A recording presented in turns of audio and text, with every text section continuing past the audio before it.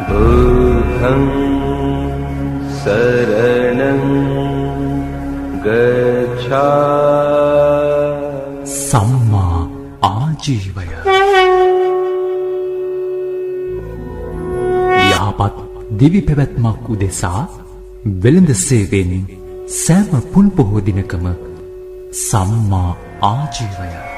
බුද්ධං සරණං ගච්ඡාමි.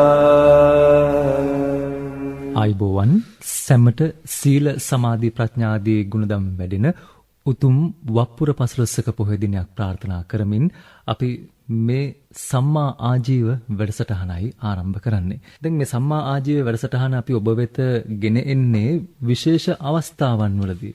දැන් සමාජයේ කතා කළ යුතු පිරිපහදු කළ යුතු තැන් තිබේ නම් ඒ වෙනුවෙන් අපි සම්මා ආජීව වැඩසටහන ඔබ වෙත ගෙනෙනවා. දැන් මේ දවස්වල පත්තර බැලුවත් අහන්න දකින්න ලැබෙන කාරණා දිහා බලාගෙන හිටියත් අපිට මේ කතා කළ යුතු මාතෘකාවකට මුල පුරන්න සිද්ධ වුණා. ඒ තමයි මේ බුදුදහමින් ඈත්ව මිනිස්සු ගමන් කරන අවිද්‍යාව. එහෙම නැත්නම් මේ මිත්‍යා දෘෂ්ටික සංකල්ප ඔස්සේ මිනිසුන් වැඩි වශයෙන් යොමු වීම හරහාම අපි කල්පනා කළා අද සම්මා ආජීව වැඩසටහනින් ඔබව ඒ මිත්‍යාවෙන් මුදවලා සම්මා ආජීවයට ගොඩනගලා ඔබේ දිවි පැවැත්ම යහපත් කරන්න. ඒ වෙනුවෙන් අපි අද මේ මැදිරියට කැඳවා ගත්තා පොල්ගහවෙල මෛත්‍රී සෙවණ ආරාමේ භාරකරු අනුරුද්ධ බණ්ඩාර උපාසක මහත්මාව.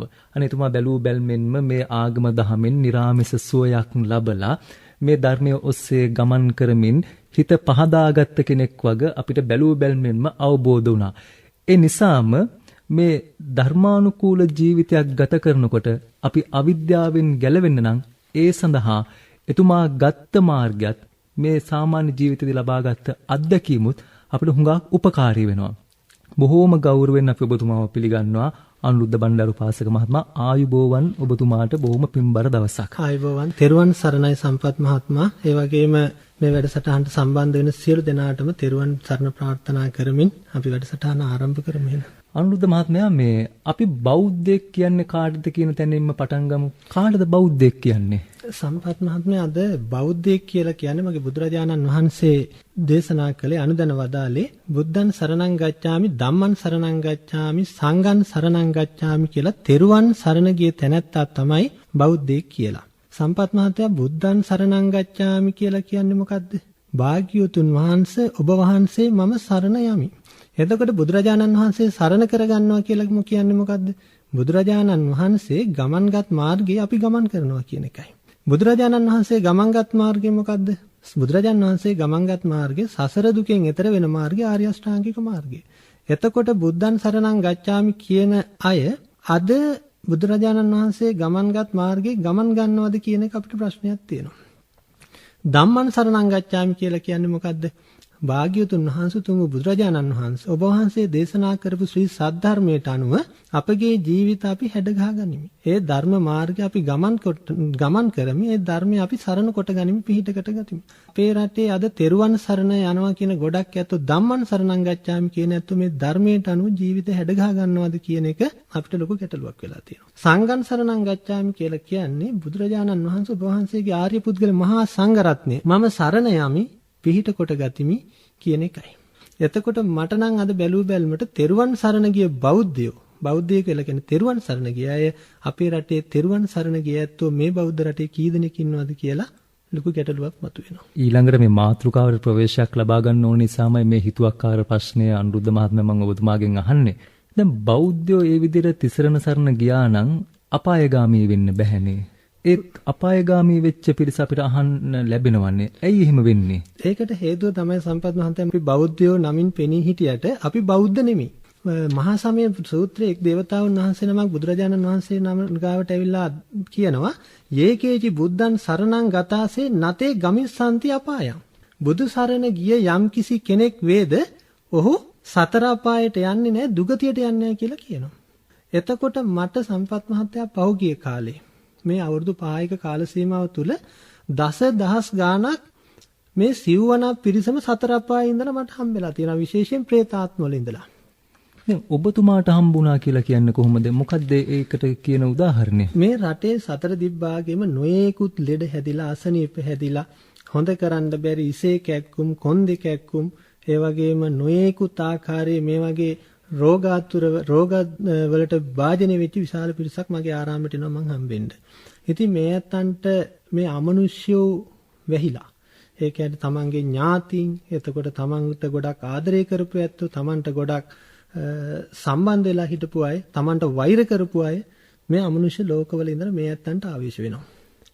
ඒ අතන්ගෙන් අහනකොට ඇයි ඔය අය මේ විදිහට සතර අපායට වැටුනේ කියලා ඒ කට්ටිය පැහැදිලි කරලා දෙනවා අපි මෙන්න මේ වැරදි කරපු නිසායි අපි මේ තැනටපත් උනේ කියලා. බුදුරජාණන් වහන්සේ දේශනා කරපු ආකාරයට මේ පංච දුස්චරිතේම යෙදිච්ච ඇත්තෝ මේ പ്രേත ලෝකවල වල ඉඳන් හම්බෙලා තියෙනවා. ඒ වගේම ඒ කියන්නේ ඔබතුමාට මොකක් හරි විශේෂ බලයක් තියෙනවද ඒ අයත් එක්ක කතා කරන්න? මොකද්ද ඔබතුමා ළඟ තියෙන බලය? මගේ ළඟ තියෙන එකම බලය තමයි මගේ බුදුරජාණන් වහන්සේගේ ධර්මයේ බලය. ඒ හරහා සියලු දෙවියන්ගේ ආශිර්වාදය මට ලැබිලා තියෙනවා. මම ඉල්ලන්නේ දෙවියන්ගෙන් මේ සත්‍ය වූ ධහම අපිට හරියාකාරව ලබලා දෙන්න කියලා. බුදුරජාණන් වහන්සේගෙන් බණහපු මිනිස්සුયો කවුරුත් අද මේ ලෝකේ නැහැ. ඒ වුණාට බුදුරජාණන් වහන්සේගෙන් බණහලා මාර්ගඵල ලැබපු දෙවිවරු මේ රටේ උන තරම් ඉන්නවා. සුමන සමන් දේවතාවුන් වහන්සේ ගත්තාම බුදුරජාණන් වහන්සේගෙන් බණහලා සෝවන් ඵලයටපත් වෙච්ච දිවි කෙනෙක්. එතකොට කතරගම දේවතාවුන් වහන්සේ ගත්තාම බුදුරජාණන් වහන්සේගෙන් ධර්මය අහලා මාර්ගඵල ලැබපු දිවි කෙනෙක්. ඒ වගේ දෙවිවරු විශාල පිරිසක් ඉන්නවා මේ ලෝකේ බුදුරජාණන් වහන්සේගෙන් ධර්මය අහපු අය. අන්නේ ධර්මය හරියාකාරව අපිට ලබා ගන්නට පුළුවන් අපි හරියාකාරව ධර්ම මාර්ගයේ ගමන් කරන්නට ඕනේ. ඒක උදාහරණයක් හැටියට අපි ගත්තොත් සම්පත් මහත්තයා දැන් තපස්සු බල්ලුක වෙළඳ දෙබෑයෝ වෙළඳාම යනකොට ඒ ඇත්තන්ගේ ගැල් එරුණා. එරුණාට පස්සේ ඥාති දෙවි කෙනෙක් ඇවිල්ලා කියනවා අන්න බුදුරජාණන් වහන්සේ අහවල් ස්ථානයේ වැඩ ඉන්නවා. උඹලා සංසාරේ ප්‍රාර්ථනාවක් කරලා තියෙනවා. ඒ බුදුරජාණන් වහන්සේට පළවෙනි දාණය පූජා කරන්න. ඒ නිසා දැන් निराහාරව දවස් 50ක් තිස්සේ බුදුරජාණන් වහන්සේ වැඩ ඉන්න උඹලා ගාව තියෙන දේක් අරන් ගිහලා උන්වහන්සේට පූජා කරපළා කියලා. ඒ නිසා තමයි විරඳ මීපැණි පූජා කරලා බුදුන් දහම් සරණ ගිය උපාසකයෝ දෙන්නෙක් හැටියට තපස්සු බල්ලුක වෙළඳ දෙබෑයෝපත් උනේ. ඒ වගේ මේ ධර්ම මාර්ගයේ ගමන් කරනවා නම් අපිට ධර්මයේ මාර්ගයේ ගමන් කරන්න අවශ්‍යතාවයක් තියෙනවා නම්. හැබැයි අවංකව මේ තියෙන්න ඕන මිනිස්සුන්ට පෙන්වන්න රටට ලෝකයට පෙන්වන්න ප්‍රසිද්ධ වෙන්න මේ ආර්ය මාර්ගයේ ගමන් කරලා හරියන්නේ නැහැ. ඒ ඇත්තන්ට මේ දෙවිවරුත් එක්ක සම්බන්ධ වෙලා මේ කටයුතු කරන්න පුළුවන් මේ ධර්මය ලබා ගන්න පුළුවන්. ඒකට අවශ්‍යතාවය තියෙන්න ඕන. එහෙම නැතුව නිකන් මේ රටට ලෝකයට පේන්න මේ දේවල් කරාට වැඩක් නැහැ. දැන් ඔබතුමා මහා සමය සූත්‍රය ගැන මතක් කරපු නිසා මම එතනින්ම තව කාරණාවක් දැනගන්න කැමතියි. දැන් අපි මහා සමය සූත්‍රයේදී ඒ දෙවිගොල්ලන්ගේ නම් වලින්ම දෙවියන්ට අපි ආමන්ත්‍රණය කරනවානේ. එයාට පින් දෙනවා. ඒ සූත්‍රයේදී මේ සීලුම දෙවි දේවතාවුන් වහන්සේලා පිළිබඳව අපි සඳහන් කරන විශේෂයෙන්ම සතරවරම් දෙවියන් වහන්සේලා පිළිබඳව. හැබැයි අනුරුද්ධ මහත්මයා අපි මහා සමය සූත්‍රය ওই තරම් කිව්වත් අපේ හුඟක් ඇත්තු පුරුදු වෙලා ඉන්නේ ඊට පරිබාහිර වෙච්ච මේ අමනුෂ්‍ය බලවේග පසුපස හඹා යන්න. ඒ හරහා ගම්බාර දෙවියන්ගෙන් ඔබට පිහිට ආරක්ෂාව ලබා දෙනවා. නැති වෙච්ච අය ගෙන්නලා දෙනවා. කඩවර දෙවියන්ගේ බලයෙන් ඕන හූනියමක් ගොඩ දාලා දෙනවා. පත්තිනි මෑණියන්ගේ බලයෙන් මං අහවල් දේ ඔබට ලබා දෙනවායි කියලා මෙහෙම දේවල් අපි කියනවා. අනේ මට මේ අපිට පිං දෙනවා ඔබට මේ කාරණා පැහැදිලි කරලා දෙන්න. මොකද්ද මේවැය තියෙන ඇත්ත කතාව? සම්පත් මහත්තයා කවමදාකවත් දෙවි කෙනෙක් මිනිස්සෙකුට ආරූඪ වෙන්නේ නැහැ. ඒක කියනවා එහෙම කවුරු හරි කියනවා නම් ඒක අමූලික බොරුවක්. මේ එක අමනුෂ්‍ය කොටස් പ്രേත ආත්මවල ඉන්න ඇත්තෝ ඇවිල්ලා ආරූඪ වෙනවා තමන්ගේ ඥාතීන්ට. ආරූඪ වෙලා කියනවා මම අහවල් දේවතාවුන් වහන්සේ. මම ගම්බාර දෙවියෝ. මම පත්තිනි මෑණියෝ. මම විෂ්ණු දෙවියෝ. මේ වගේ දෙවිවරුන්ගේ නම් කියා මේ අත්තු මේ රටේ ඉන්න මිනිස්සු රවට්ටන මේ අමනුෂ්‍ය තනිකර പ്രേත ආත්මවල මල පෙරේතයෝ මේ මිනිස්සුන්ට මේ ආරූඪ වෙලා මේ මල പ്രേත ආත්මවල තමයි මට මේ ළඟදී රාජාංගනේ අමනුෂ්‍යෙක් වෙච්ච කාන්තාවක් හිටියා මේ අවුරුදු 15ක් තිස්සේ මේ කාන්තාව ගම්බාර දෙවියෝ කියලා තමයි පෙනී ඉන්නේ. දේවාල කරනවා ශාස්ත්‍ර කියනවා මිනිස්සුන්ට නොඑක් දේවල් කරලා දෙනවා. හැබැයි මම ගම්බාර දෙවියෝ කියලා තමයි කියන්නේ. ඔහොම කරගෙන ගිහිල්ලා අන්තිමේදී මේ තැනත්ත ලෙඩ වුණා. ලෙඩ වුණාට පස්සේ මං ගාවට එක්කන් ආවා. එක්කන් ආවට පස්සේ මම ආරූඪ කරලා ඔබ කවුද කියලා. අහනකොට ගම්බාර දෙවියෝ කියලා කිව්වා. මම ඊට පස්සේ පොල් මලක් අරන් දෙකක් දීලා මම කිව්වා කියපන් ඇත්ත කියලා. කියනකොට මම වන්නිහාමි කිව්වා. මේ ගෑනු කෙනාගේ කිරියත්තා මීට අවුරුදු 17කට විස්සලා මැරිච්ච කෙනා තමයි මේ ආරූඪ වෙලා ගම්බාර දෙවියෝ නමින් පෙනී ඉඳගෙන මේ ශාස්ත්‍ර කියන්නේ. දෙවියෝ කවදාකවත් මම දැන් ওই ගොඩක් ස්ථානවල ඔය පත්තිනි මෑණියෝ, කාලි මෑණියෝ, විෂ්ණු දෙවියෝ කිය ආරූඪ වෙන ගොඩ මේ මලගේ ඥාතින් මේ අත්තන්ගේ ඥාතින් තමයි මේ දෙවිවරු හැටියට මේ පෙනී ඉඳලා මේ දෙවියන්ගේ නම විකුණාගෙන ඛණ්ඩ සූත්‍රය හදාගෙන ඉන්නේ. දැන් ওই පත්තරවල තියෙන ඒවයි අහන්න දකින්න ලැබෙන ඒවයි බැලුවාම ගම්බාර දෙවියන්ගෙන්, පත්තිනි දේව මෑණියන්ගෙන්, කඩවර දෙවියන්ගෙන් හෝ වේවා මේ කියන්නේ එතකොට ඒ දෙවිගොල්ලෝ නෙමේ මේ වැහිලා තියෙන්නේ ආරූඪ වෙන්නේ කවුරුන් හෝ තමන් නමින් මිය පරලොව ගිය ඥාතියෙක් කියලාද මේ ඔබතුමා පැහැදිලි කරන්නේ? පැහැදිලිවම එහෙමයි. ඒ අය තමයි එතකොට මේ ශාස්ත්‍ර කියන්නේ එන්නේ. දෙවිවරු කවදාකවත් මේ මනුෂ්‍ය ලෝකයේ ඇවිල්ලා මේ පංච දුෂ්චර්තයේදී දැන් ඔබතුමා නිකමට බලන්න අද මේ රටේ දේවාල තියෙන ඕන තරම්. දෙවියෝ කියන්නේ කවුද? ගොඩක් පින් දහම් කරලා කුසල් දහම් කරලා සුගතිගාමි වෙච්ච කොටසක්. ඒ සුගතිගාමි වෙච්ච දෙවිවරු ඇවිල්ලා මේ ඉන්න මිනිසුන්ගේ මගුල් කඩන්න, මිනිසුන්ගේ අතපය කඩන්න, මිනිසුන්ගේ බෙලි කඩන්න මිනිස්සු මරයිද? ඒ කට්ටිය මනුෂ්‍ය ලෝකේ ඉන්නකොටත් පංච දුෂ්චරිතයෙන් වෙන් වෙලා කුසල් දහම් කරපු නිසා තමයි දිව්‍ය ලෝකවල ගිහලා දෙවිවරු වෙලා ඉපදිලා ඉන්නේ. නැවතත් ඒ දෙවිවරු ඇවිල්ලා දැන් මහා විෂ්ණු දේවතාවුන් වහන්සේ ගත්තම මේ සම්බුද්ධ ශාසනය ආරක්ෂා කරන්නේ උන්වහන්සේ. උන්වහන්සේ සම්බුද්ධ ශාසනය ආරක්ෂා කර ඉඳලා ඇවිල්ලා මේ කොහෙවත් ඉන්න ප්‍රේම සම්බන්ධතා බිඳ දාන්න මිනිස්සුන්ගේ අතපය කඩන්න දෙයිද මේ ලෝකෙට? කැඩිච්ච ප්‍රේම සම්බන්ධතාව හදලා දෙන්න. දෙවිවරු ඇවිල්ලා මේ මංගල සරණ සේවා කරන ඇත්තෝ නෙවෙයි. ඒක කවුද මේවා කරන්නේ එතකොට? මේවා මේ අමනුෂ්‍ය කොටස් මේ പ്രേතාත්ම තමයි. එයාලා කොහොමද මේවා කරන්නේ? එයාලට බලයක් තියනවද? දැන් බලයක් කියන්නේ දැන් එයා ඇවිල්ලා දැන් අපි හිතමු പ്രേතාත්මය දැන් තමන්ගේ ඥාතියෙක් ඉන්නවා. තමන්ට ඉන්න කාලේ මෙයාට ගොඩක් ආදරෙන් හිටියා, ලෙන්ගතුකමින් හිටියා. දැන් මෙයා මැරලා ගිහලා പ്രേතෙක් වෙලා ඉපදුනා. නමුත් මෙයාට අපි යම්කිසි දෙයක් මේ ජීවත්ව ඉන්න නැත්තන්ට කරන්න ඕනේ කියලා ඇවිල්ලා දැන් කියන්නේ මං කැඹුරුමක් දෙන්න එනවා කියලානේ කියන්නේ. මේ අමනුෂ්‍ය ආත්මයේ ආරූඪ වෙන කට්ටිය කියන්නේ මම කැඹුරුමක් දෙන්න එනවා. මගේ දුවට කැඹුරුමක් දෙනවා. කැඹුරුම දෙනවා කියන්නේ මොකද්ද? යමක් උපයලා දෙනවා. ලබලා දෙනවා. ඒ දේ හරහා මේ ඉන්න මිනිස්සු කරන වැඩේ අර කට්ටිය ළඟ තියාගෙන අල්ලගෙන මෙන්න මේ වගේ දේවල් කර කර මුදල් හම්බ කරනවා. මගේ විහාරේ දෙවිවරු ආකර්ෂණ දෙන ආශිර්වාද මගේ කිසිම දෙවි කෙනෙක් කියලා නැහැ. 179 750ක් ගන්න 15275 733ක් ගන්න 35478යි 729ක් ගන්න. එහෙම කවදාකවත් දෙවිවරු ඇවිල්ලා මට කියලා නැහැ. මම දන්න කෙනෙක් මේ හිතවත් මහත්මයෙක් ඉන්නවා. ඒ මහත්මයා මේ ගෙදරට එනවා. ඇවිල්ලා හිටන් මේ පෙන්නනවා. ඔය ඇත්තන්ගේ ගෙදර අහවල් තැන හූනියමක් වල්ලලා තියෙනවා. මේ අර ටයිල් එක එතන පොඩ්ඩක් කඩලා හාරලා බලන්න. එතන හූනියමක් තියෙනවා. ඒක ගොඩ දාන්න ඕනේ කියලා. ඔහොම තැන් 10ක් විතර පෙන්නනවා. එක හූනියමක් ගොඩ දාන්න රුපියල් 10000ක් ගන්නවා. ඉතින් මම දන්න කෙනෙක් හිතවත් කෙනෙක් හූනියන් 10ක් ගොඩ දැම්ම රුපියල් ලක්ෂයක් ගියා වැඩේට. දැන් මේ එහෙම දේවලුත් කරන්න පුළුවන්ද? මහත්තයා බුදුරජාණන් වහන්සේ දේශනා කරනවා ධම්මෝ හවේ රක්කති ධම්මචාරී. ධර්මයේ හැසිරෙන කෙනා ධර්මයේ විසින් ආරක්ෂා කරනවා. එතකොට අද මේ ධර්මානුකූලව ජීවත් වෙන්නේ නැති මිනිස්සු ඊර්ෂ්‍යාකම් කර වෛර කර මේ දේවල් මිනිස්සුන්ට වින කර අනුන්ගේ දේපල හම්බ කරගන්න කටයුතු කරන මිනිස්සු තමයි මේ බයින් කටයුතු කරන්නේ මේ දේවල් තියෙන්නේ. මම ඕනෑම කෙනෙකුට අභියෝග කරනවා. පුළුවන් නම් ධර්මානුකූල ජීවත් වෙන කෙනෙකුට ඕනෑම හෝනියමක් බන්ධනයක් විනයක් කරන්න කියලා කරන්න පුළුවන්ද කියලා? කරන්න බෑ. ඒක මම පැහැදිලිවම දන්නවා. එහෙම දේවල් කරන්න මම කියන්නේ මන්ත්‍ර ශාස්ත්‍රයේ තියෙනවා. නමුත් ධම්මෝ හවේ රක්කති ධම්මචාරී ධර්මානුකූලව හැසිරෙන කෙනා පන්සිල් ආරක්ෂා කරන කෙනා තෙරුවන් සරණ ගිය කෙනාට කිසිම කෙනෙකුට කිසිම දෙයක් කරන්න බෑ කියලා මං අවධාරණයෙන්ම කියනවා. ඒ කියන්නේ සම්‍යක් දෘෂ්ටික දෙවි දේවතාවුන් වහන්සේලාත් ඒ අයව ආරක්ෂා කරනවා කියන එකද? අනිවාර්යයෙන්ම එහෙමයි. දෙවිවරු ආරක්ෂා කරනවා. දැන් සතරවරන් දේවතාවුන් වහන්සේලා බෝසතාණන් වහන්සේ සසර දුක් නිවා ගන්න බුදුබව ප්‍රාර්ථනා කරන ගමන්ගත් හැම ආත්මයකදීම දෙවිවරු උන්වහන්සේට වෙච්ච හැම කරදරයකදීම ආරක්ෂා කරා. දැන් උදාහරණයක් හැටියට ගුත්තල ජාතකයේදී මූසිල වාදයට එන වෙලාවේදී සක්‍ර දේවේන්ද්‍රය ඇවිල්ලා පිහිට වෙනවා. වෙස්සන්තර ජාතකයේදී සක්‍ර දේවේන්ද්‍රය ඇවිල්ලා පිහිට වෙනවා. ඉතින් මේ ආර්ය මාර්ගයේ ගමන් කරන බෝසතාණන් වහන්සේලා අනිවාර්යෙන් දෙවිවරු ආරක්ෂා කරනවා. හොඳයි බෝධි පූජා තියෙන එක. නමුත් අපල කියලා කියන්නේ මොනවද? අපල කියලා කියන්නේ පෙර සංසාරේ අපි කරපු අකුසල් පරිසම් දෙන කාලය. ඒකට මේ ගල් එල්ලලා යන්ත්‍ර බෙල් එල්ලලා හරියන්නේ නැහැ. අපල කියලා කියන්නේ අපිට මේ අකුසල් පරිසම් දෙන කාලේ නම් මේ කාලේදී අපි මොනවද කරන්න ඕනේ? වැඩියෙන් කුසල් කරන්න ඕනේ. අපි ඇත්ත මොනවද කරන්නේ? බුදුහාමුදුරුවෝ මතක් වෙන්නේ බෝධින් වහන්සේ මතක් වෙන්නේ කරදර වෙච්චාම. මට ඔබතුමාට මේ විශේෂයෙන්ම මතක් කරන්න ඕන කාරණාවක් තමයි මේ පිරිත සම්බන්ධවත් මතක් කරන්න ඕනේ. අද ගොඩක් ඇත්තෝ මේ පිරිත් බණ හරියට කියනවා නම් හරියට මේ ආකාරයට කටයුතු කරනවා නම් අද අපේ රටේ පෘථග්ජන පුද්ගලයෝ සේරම සෝවාන් වෙලා ඉන්න ඕන. ඔබතුමා එකඟ වෙනවද?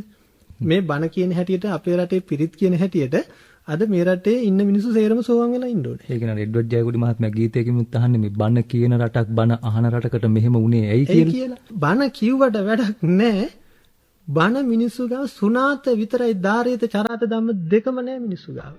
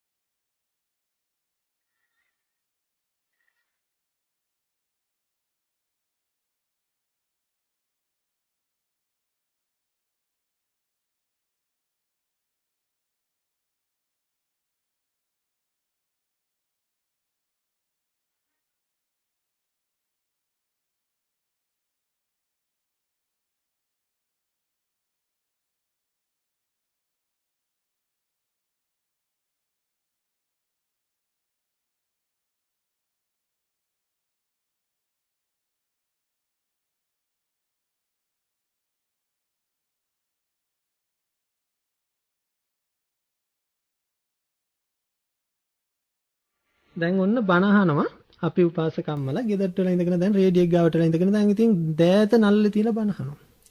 බණ ඉවර වෙනකොටම කෙල්ලේ බලාපියන් ළිඳ ගාව පොල් ගෙඩියක් වැටුණා ඉක්මනට අරන් වනින්. ඕ නිවන ඉවරයි. සිල් සමාදන් වෙන්න යනවා. උදේට සිල් රෙද්දත් පොරවගෙන දැන් ඉතින් රෙදිත් නෑනේ කලිසම් ඇඳගෙන මේකත් මේ දැන් සිල් ගන්න දෙන්න නිල ඇඳුමක් දැන් විකෘති වෙලානේ තියෙන්නේ. ඒකත් ඇඳගෙන ගිහලා දවල් 2-3 වෙනකොට සිල් රෙද්දත් කීලේ ගහගෙන ආපහු වෙනවා. ඉතින් මෙන්න මේ නිසා තමයි මේ අමනුෂ්‍යව දුරු මේ ඇත්තන්ට මේ මිනිස්සු මැරලා ගිහලා പ്രേත ලෝකවල නෑ බොරුනේ කරන්නේ සම්පූර්ණ. දැන් අපි බලමු කරණීය මෙත සූත්‍රය ගත්තාම මොකද කරන්න තියෙන්නේ? මේකේ තියෙන මෛත්‍රී භාවනාව. දැන් මහත්තයා නින්දට යනකොට මේක කිය ඉඳලා මහත්තයා ලක්ෂ වාරයක් මේක කියවන්න. මහත්තයාට පිහිටක් ලැබීද කියලා. මිනිස් මේ සියලු ලෝකයට මෛත්‍රී කරන ආකාරය බුදුරජාණන් වහන්සේ මෙත් වඩපු ආකාරය ඒක කරන්නේ නැතුව කියුවට වැඩක් නෑ. පරාභව සූත්‍රයේ පැහැදිලිව දේශනා කරලා තියෙනවා මිනිස්සේ පිරිහෙන කරුණ මොනවද කියලා. පරාභව සූත්‍රයේ කියව හිටියට පිහිට ලැබෙනවද? එහෙනම් මේ පිරිහෙන දොරටු අපි වහගන්න ඕන. වසල සූත්‍රයේ මිනිහෙක් වසලයේද බ්‍රාහ්මණයෙක්ද කියලා හඳුනාගන්නේ කොහොමද කියලා බුදුරජාණන් වහන්සේ පැහැදිලිව දේශනා කරලා තියෙනවා. එතකොට වසල සූත්‍රයේ කියව හිටට අපිට පිළිහිට ලැබෙනවද? පිළිහිට ලැබෙන්නේ. මේ පිරිත් තියෙන්නේ කියව ඉන්න නෙමෙයි මේවා ක්‍රියාවට නගන්න. හොඳයි දැන් මම මේ ඔබතුමාගේ අතේ තියෙන මේ පත්තර පිටු කීපයක්. ඒවැ මේ ඔබතුමාගේ ඔය සත්‍ය සිදුවීම් ඇසුරින් ලියවෙච්ච මේ පත්තර පිටු. දැන් මේ හුඟ දිනෙක අපාය ගිහිල්ලා තියෙන්නේ මොන වගේ පව් කරලාද කියලා මට මේ පත්තර ටික බැලුවහම පේනවා. නමුත් මට පේන දේ අපි වහන් ඉන්නට ඇහෙන්නේ නැහැ. ඒ නිසා මට පැහැදිලිව කියන්න මේ හුඟක් අය අපායগামী වෙලා තියෙන්නේ මොනවා කරලාද මේ? දැන් මෙතන සම්පත් මහත්තයා එයාත් එක්ක කතා කරලා උඹලා මේ අසතර අපාය යන්න මේ പ്രേත ආත්මල් වලට යන්න හේතුව මොකක්ද කියලා. මෙතන තියෙන පන්සිල් පද පහම කටපු. මට මේක නම් මම විශේෂයෙන්ම කියන්න ඕනේ මේ අපේ අද සාංගික දේපොළ කන ඇත්තන්ට. බුදුරජාණන් වහන්සේගේ ධර්මය තුළ බුදුරජාණන් වහන්සේ අනුදැන වදාරලා තියෙනවා මේ සාංගික දේවල් කිසි කෙනෙකුට දෙන්න අයිතියක් නැහැ. අපි ඉස්සර කතාවක් තියෙන සම්පත් මහත්තයා අපි පන්සලකට ගිහිල්ලා ආපසු එනකොට කකුල් දෙක පිහදාලා එන්න කියලා. මොකද පන්සලේ තියෙන වැලි කැටයක්වත් පිටට ගේන්න එපා කියලායි කියන්නේ. මේ සාංගික කරලා තියෙන දේවල් පූජා කරලා තියෙන්නේ මහා සංඝරත්නයේ ප්‍රයෝජනෙ සඳහා විතරයි. දැන් අපේ කට්ටිය මොකදද කරන්නේ? පන්සලේ දේවල් මේ පන්සලේ වැටලා යන කොස්ගිරිය කාව උපාසකම්ම දැන් මල පෙරේතියක් කියලා පන්සලේ මේ ඇත්ත දේවල්. මට මතක් වෙනවා පේතවත්තු පාළියේ බිම්බිසාර රජතුමාගේ කතාව. දඟට කාලා උපාසකම්ම කෙනෙක් මට පොල් ගහවල හන්දි හම්බුණා. පොල් ගහවල පැත්තේ මෙයා ඉන්නකොට කටින චීවර පින්කම් 3ක් කරලා තියෙනවා. මේ අටමහා කුසල් වලින් පළවෙනි කුසලය තමයි කටින චීවර පින්කම. මගේ බුදුරජාණන් වහන්සේ දේශනා කරනවා මේ කටින චීවර පින්කමක් කරපු කෙනෙක් කවදාකවත් සතර අපායේ යන්නේ නැහැ කියලා. එතකොට කටින චීවර 3ක් පූජා කරපු කෙනා කොහොමද සතර අපායේ ගියේ? නෑ බුදුහාමුදුරෝ දේශනා කරපු ධර්මයේ නෙවෙයි වැරදිලා තියෙන්නේ. අපි ක්‍රියා කරන ආකාරයයි වැරදිලා තියෙන්නේ. අද කටින පින්කම් කරන විදිහ බලන්න. දැන් කටින පින්කම් සිද්ධ කරන කාලේ මේ 15ක පොයින් පස්සේ බලන්න මොනතරම් වැරදි ආකාරයට මේ පින්කම් සිද්ධ කරන්නේ කියලා. ඉතින් මේ මිනිස්සු මැරිලා අපාය යනවා තමයි. මල් වට්ටියක් වෙන්දේසියක් පන්සලේ ලොකු පින්කමක් බුදු හිමියනේ ඔබ පුදන්නට ගමේ දෙපිලක තරඟයක් මල් වට්ටියක් වෙන්දේසියක් පන්සලේ ලොකු පින්කමක් බුදු හිමියනේ ඔබ පුදන්නට ගමේ දෙපිලක තරඟයක් මල් වට්ටියක්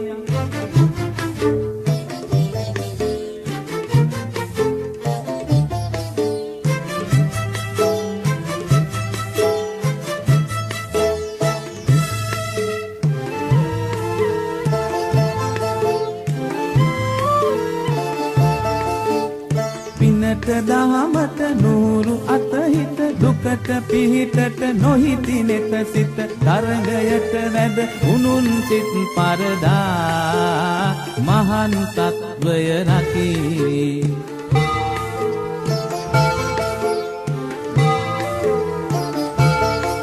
මල් වට්ටියක් වෙන්දේසියක් පන්සලේ ලොකු පින්කමක් බුදු හිමියනේ ඔබ පුදන්නට ගමේ දෙපිලක තරඟයක් මල් වට්ටියක්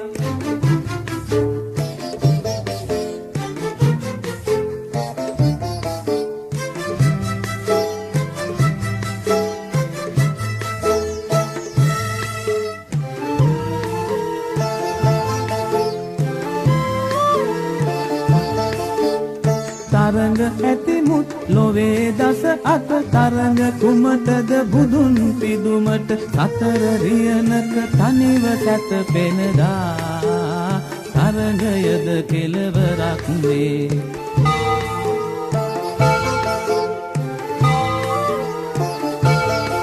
මල් වට්ටියක් වෙන්දේසියක් පන්සලේ ලොකු පින්කමක් බුදු හිමියනේ ඔබ පුදන්නට ගමේ දෙපිලක තරඟයක් මල් වට්ටියක් වෙන්දේසියක් පන්සලේ ලොකු පින්කමක් බුදු හිමියනේ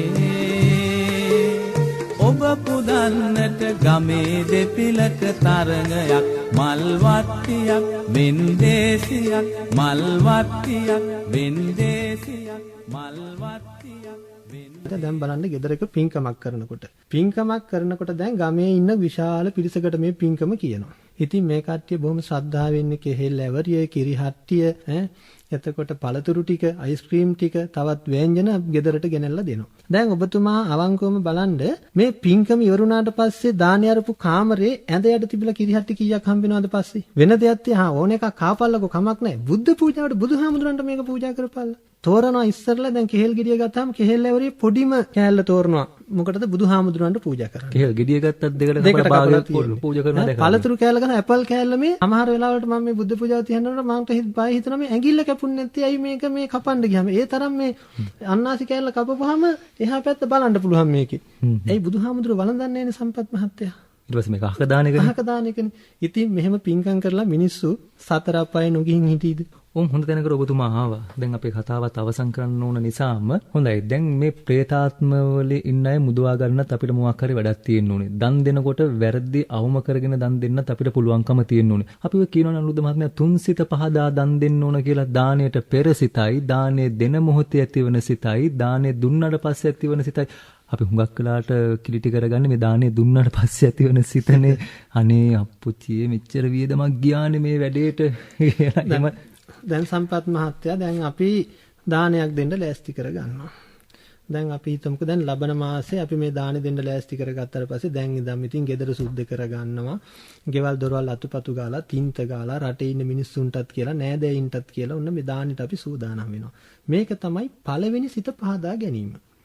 දෙවෙනි සිත තමයි මෙන්න මේක නම් මම ආදී දකින්නේ නැහැ සම්පත් මහත්තයා කවුරු මොනවා කිව්වත් දෙවෙනි සිත මේ දානෙ දෙන වෙලාවේදී අපි පහදා ගන්න සිත සතුටටපත් වෙන එක. අපි ඕනෑම පින්කමක් කරන් ඉස්සෙල්ලා ඔක්කොටම ඉස්සෙල්ලා පන්සිල් සමාදන් වෙනවා. එයි අපි සිල්වතුන් ගුණවතුන් බවට පත් වෙලා මේ උතුම් වූ පින්කම සිද්ධ කරනවා කියලා. දැන් එතකොට අපි පන්සිල් රැකගෙනද මේ පින්කම් සිද්ධ කරන්නේ? අද සිද්ධ කරන පින්කම් වලට මස් මාංශ හැලි පිටින් ගෙනල්ලා මේ අහිංසක සත්තුන්ගේ මල කඳක් ගෙනල්ලා ඔන්න දානෙට යොදා ගන්නවා. එතන අදත්තා දානයක් සිද්ධ වෙනවනේ. අද මත්පැන් නැති පින්කම් ගෙදරක් තියෙන සම්පත් මහත්තයා. ඉතින් මේ ඔන්න දෙවෙනි සිත පහදාගන්නේ කොහොමද මම හොඳ පින්කමක් කරා කියලා. ඊට පස්සේ පින්කමට දානෙට බඩු ගන්න ගියාටත් පස්සේ පොලේ ගිහිල්ලා මල් අරගෙන හැම තැනම ඇවිදිනවා. මොකටද? අඩුවෙන් තියෙන දේ හොයාගන්න. අටපිරිකර ගන්න ගියත් අටපිරිකරට ගිහලා අඩුම ගානට තියෙන අටපිරිකර තමයි ගන්න. මේ මිනිස්සු දන්නේ මේක පොරවන්න පුළුවන්ද? මේකේ පාත්‍රයට තියෙන්නේ නෑබිලියක්ද? දැන් ඔය අටපිරිකර වල තියෙන සමහර අටපිරිකර කඩලා බලපුවම මේ වගේ සිවුරු පොරවන්න බෑ. ඉතින් මෙව්වා දන් දීලා අපිට සතුටු වෙන්න පුළුවන්. අපි මෙහෙම සාර්ථක පින්කමක් කරා කියලා තුන්සිත පහදාගෙන අපිට කොහොමද අපි සතුටු වෙන්නේ? දැන් අපි අවසන් විනාඩි කිහිපයකට ඇවිල්ලා ඉන්නේ.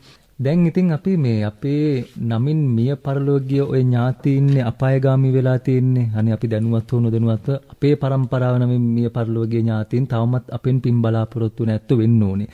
ඒ ඇත්තන්ගේ හිතත් හදාගෙන ඒ ඇත්තන්ට පින් අනුමෝදන් කරගෙන දෙවියන්ගේ හිතත් සතුටු කරගෙන මේ ධර්ම මගේ යන්නේ කොහොමද? අපි හුඟක් වෙලාට මේ පින් අනුමෝදන් කිරිලාද අමතක කරන පළවෙනි අවුරුද්ද වෙනකොට දානෙ දීලා පින් අනුමෝදන් කළා, අම්මට ඕම් පින් අනුමෝදන් කළා, තාත්තට ඕම් පින් අනුමෝදන් කළා කියලා අවුරුද්ද කරනවා. 2 වෙනකොට 3 වෙනකොට ඔක අමතක වෙලා යනවා.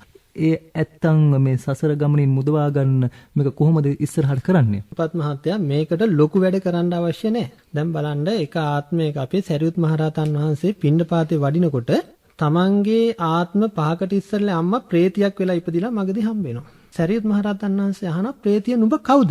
ස්වාමින් වහන්සේ මීට ආත්ම 5කට ඉස්සර වෙලා ඔබ වහන්සේගේ අම්මා මම. දැන් ඔබට මොනවද ඕනේ කියලා අහනකොට කියනවා ඔබ වහන්සේ මට දානයක් දෙන්න. මොකද සරියුත් මහරහතන් වහන්සේ කරේ? රටට පෙර ගහලා දන් දුන්නද? නැහැ. තමන් එදා පින්නපාතේ වැඩම කරලා හම්බෙච්ච දාණය භික්ෂුන් වහන්සේලාට පූජා කරලා ඒ රැස් කරගත්තු කුසල් ඒ පින් තමන්ගේ අම්මට ඒ ප්‍රේතියට අනුමෝදන් කරා. දැන් මෙතනදී රටට පේන්න අපි ලොකු පින්කමක් කරලා කියලා පින්කමක් කරාද? නැහැ. අපි මළගිය ඥාතීන්ට හරි දෙවියන්ට හරි සම්පත් මහත්තයා පින් අනුමෝදන් කරන්න නම් පින් එකතු කරන්න ඕනේ. පින් එකතු කරන්නේ නැතුව අපිට පින් අනුමෝදන් කරන්න බෑ. ඔබතුමා ගාව යමක් තිබ්බොත් තමයි ඔබතුමා යමක් කාට හරි දෙන්න පුළුවන් වෙන්නේ. එහෙමනම් අපි අද පින්කම් කරනවා කියලා පින් නෙවෙයි දෙන්නේ පව් දෙන්නේ. පව් එකතු කරන්නේ. එච්චර ලොකු දේවල් කරන්න ඕනේ. දෙවියන්ටත් අපි පින් අනුමෝදන් කරන ක්‍රමය වැරදි. දෙවියෝ දැන් අපි මොකටද අපි දෙවියෝ ගාවට යන්නේ මොනවද? දැන් ඔබතුමා කතරගම ගිහිලා තියෙයි. ඔබතුමා කතරගම ගියාම ඉස්සරවම කොහාටද යන්නේ? ගොඩක් ඇත්තෝ කිරිවෙහෙරට ගිහිල්ලා කිරිහාර පූජා කරලා අටපිරිකර පූජා කරලා වන්දනා කරලා අපි පන්සිල් රැකලා ගිහිල්ලායි දෙවියන්ට පින් අනුමෝදන් කරන්න ඕනේ. අපේ මිනිස්සු ගිහිල්ලා අර තෝරලා ගන්නෙත් ගැටම පළතුරු පැණි කොමුඩු ගෙඩිය ගත්තාම මැද සුදු පාටයි. අඹ ගෙඩිය කපපුවාම සුදු පාටයි. මේ කුණු වෙච්ච පළතුරු අරන් ගිහලා දෙවිවරු කියන්නේ පින් කරලා දිව්‍ය ලෝකවල ඉඳගෙන දිව්‍ය සම්පත් ලබන ඇත්තු දිව්‍ය භෝජන තියෙන. අපි කියන්නේ නිකමට. ඒ දිව්‍ය භෝජන වළඳන දෙවිවරු මේ කුණු වෙච්ච පළතුරු කන්න මනුෂ්‍ය ලෝකෙට එයිද? එන්නේ නැහැ. දෙවියන්ට අවශ්‍ය වෙලා තියෙන්නේ පින්. දෙවියන්ට පින් ගන්න නම් අපි පින් දෙන්න නම් අපි පින් එකතු කරන්න ඕනේ. පින් එකතු කරන්නේ නැතුව අපිට දෙවියන්ට පින් අනුමෝදන් කරන්න බෑ. ඒ වගේ තමයි මලගේ ඥාතීන්ටත්. මේ ඇත්තන්ටත් පින් දෙනවා නම් අපි පින් එකතු කරලා දෙන්න ඕනේ. දැන් සමහර කට්ටිය දානේ දෙනවා අපේ ඉන්නකොට අපේ අම්මා ඉන්නකොට කුකුල් මස් බැදලා කන්න කැමති. ඉතින් කුකුල් මස් බැදලා අරන් ගිහිල්ලා දානෙට පූජා කරලා අම්මට පින් අනුමෝදන් කරනවා. පින් ලැබෙයිද? මෙන්න මේ මිත්‍යා දෘෂ්ටියෙන් මිනිස්සු මුදවා ගන්නට ඕනේ. එහෙම නැති වුණොත් අපේ රටේ මිනිස්සු අද ගොඩක් අතරමං වෙලා අඳුරේ අතපත ගන්න මිනිස්සු ඉන්නේ. අද ධර්මයේ Tamanට ගැළපෙන ආකාරයට විකෘති කරගන්න. විශේෂයෙන්ම අද ගොඩක් මාධ්‍ය ආයතන ගත්තාම Tamanගේ ප්‍රසිද්ධිය ලබන්න මේ මහා විකාර දේවල් කරන්නේ. නමුත් ශ්‍රී ලංකා ගුවන්විදුලි සංස්ථාව අද ඒ තැනටපත් වෙලා නැති වෙච්ච එක ගැන අපේ ජාතික මාධ්‍ය ජාලයේ ජාතික ගුවන්විදුලිය තාමත් මේ දේවල් ආරක්ෂා කරගෙන කටයුතු කරන එක ගැන මම විශේෂයෙන්ම ගුවන්විදුලි සංස්ථාවේ ගරු සභාපතිතුමාටත් ඔබතුමා ඇතුළු සියලුම කාර්ය මණ්ඩලයට මම මේ අවස්ථාවේදී පුණ්‍යානුමෝදනා සිදු කරනවා. අනේ ඔබතුමාටත් හුඟක් පිං ටිකක් දුර බැහැර ඉඳගෙන අපි වෙනුවෙන් මේ ස්ථානයට පැමිණිලා මේ සාකච්ඡාවට උදව් උපකාර කරමින් අපේ සදහැතුන්ට ටිකක් තේරෙන භාෂාවෙන් ඔය දේ කියලා දීපේකට හුඟක් පිං. මොකද නැත්තම් හුඟක් මේ ලොකු ධර්ම කාරණා පැහැදිලි කරන්න ගියොත් එහෙම යැත්තන්ට තේරෙනවා හරි අඩුයි. එතකොට ටිකක් තේරුම් ගත්ත අඩු වුණාම පෞසිද්ධ වෙනවත් වැඩි. දැන් ඔය දන්න සිංහලෙම තේරෙන භාෂාවෙම ඔය දේවල් කියලා දුන්නාම යැත්තන්ට හොඳට ඔක පත්තියන් වෙනවා. අනේ එහෙමනම් ඉතින් බොහොම ස්තුතියි ඔබතුමාට. අපි මේ අද ආරාධනා කළේ පොල්ගහවෙල මෛත්‍රී සෙවණ ආරාමේ බහරකරු අනුරුද්ධ බණ්ඩාරු පාසක මහත්මයාට ඔබතුමාටත් තෙරුවන් සරණ ප්‍රාර්ථනා කරනවා. ආයෙ දවසක අපි මුණ ගැහෙමු. අද අධීක්ෂණය අපේ චාන්දිනිද සිල්වා මහත්මිය, මම සම්පත් සල්පිටිකෝරාල. ඔබට යහපතක්ම වේවා. ඔබතුමාටත් තෙරුවන් සරණයි. සියලු දෙනාටම තෙරුවන් සරණින් මේ සසර දුක් නිමා ගන්නට මේ ධර්ම දානමේ පින්කම පාරමිතාවක් වේවා කියලා සියලු දෙනාට මම ප්‍රාර්ථනා කරනවා.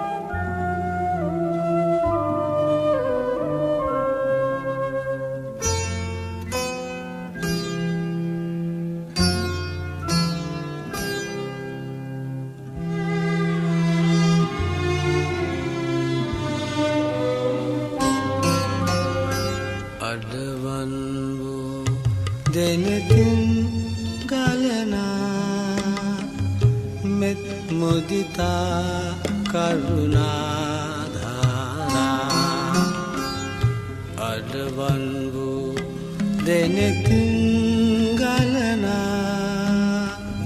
මෙත් මුදිතා කරුණා ධාරා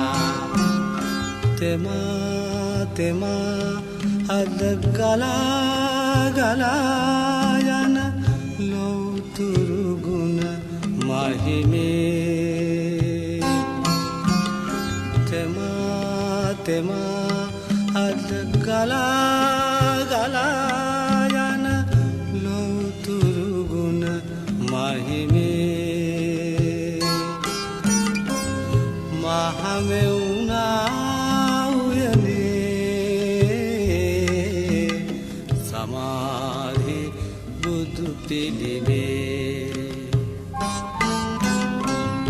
අඩවන් වූ දෙනකින් ගලනා මෙත් මුදිතා කරුණා ධාරා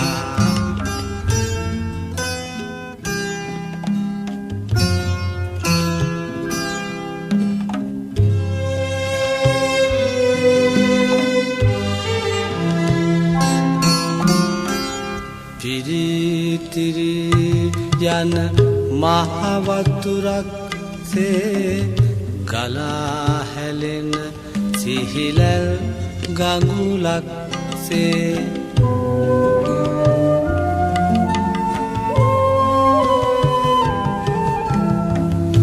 ගිමන් නිවාලන මේ භව කතරේ නිවන් සදාලන බුදු ගුණ මහිමේ මහමෙවුනා උයනේ සමාධි බුදු පිළිවේ මහමෙවුනා උයනේ සමාධි බුදු පිළිවේ අඩවන් වූ දෙනෙතින් ගලනා මෙත් මුදිතා කරුණාධාරා අඩවන් වූ දෙනෙතින් ගලනා මෙත් මුදිතා කරුණා